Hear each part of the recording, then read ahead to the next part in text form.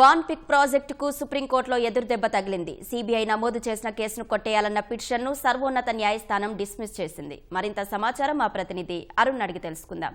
అరుణ్, వాన్పిక్ పిటిషన్పై విచారణకు సంబంధించిన సమాచారం ఏంటి? వాన్పిక్ ప్రాజెక్టు సంబంధించిన వ్యవహారంలో వాన్పిక్ భూముల సేకరణ వాటి వ్యవహారంలో అక్రమాలు చోటు చేసుకున్నాయని 2012లో సిబిఐ నమోదు చేసినటువంటి కేసు దర్యాప్తు పురోగతి అనంతరం ఛార్జ్షీట్ దాఖలు చేసింది. వాన్పిక్ ప్రాజెక్ట్స్ పై నమోదు చేసినటువంటి అభియోగాలను నాంపల్లి సిబిఐ కోర్టు పరిగణలోకి తీసుకుంది. అభియోగాలను పరిగణలోకి తీసుకుంటున్నట్లుగా సిబిఐ కోర్టు ఇటీవల తుది తీర్పును వెలువరించింది.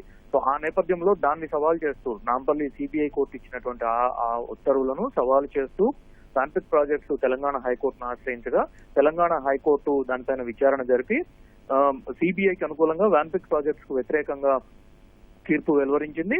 ఈ ప్రాజెక్టు విషయంలో నాంపల్లి సిబిఐ కోర్టు ఇచ్చినటువంటి ఉత్తర్వుల్లో తాము జోక్యం చేసుకోము అని చెప్పి వాన్పిక్ ప్రాజెక్ట్స్ దాఖలు చేసిన పిటిషన్ ను రాష్ట్ర హైకోర్టు తెలంగాణ హైకోర్టు కొట్టేసింది. సో ఆ నేపథ్యంలో తెలంగాణ హైకోర్టు ఉత్తర్వులను వాన్పిక్ ప్రాజెక్ట్స్ యాజమాన్యం సుప్రీంకోర్టులో సవాలు చేయగా ఈ రోజు జస్టిస్ ఎంఎం సుందరేష్ నేతృత్వంలోని ధర్మాసనం విచారణ చేపట్టి హైకోర్టు ఇచ్చినటువంటి నాంపల్లి సిబిఐ కోర్టు అభియోగాల నమోదు విషయంలో ఇచ్చినటువంటి 2 ఉత్తర్వుల్లో తాము జోక్యం చేసుకునేది లేదు అని చెప్పి స్పష్టం చేసింది.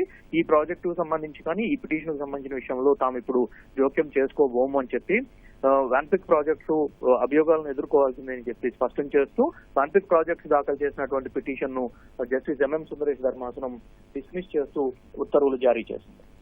ధన్యవాదాలు అరుణ్.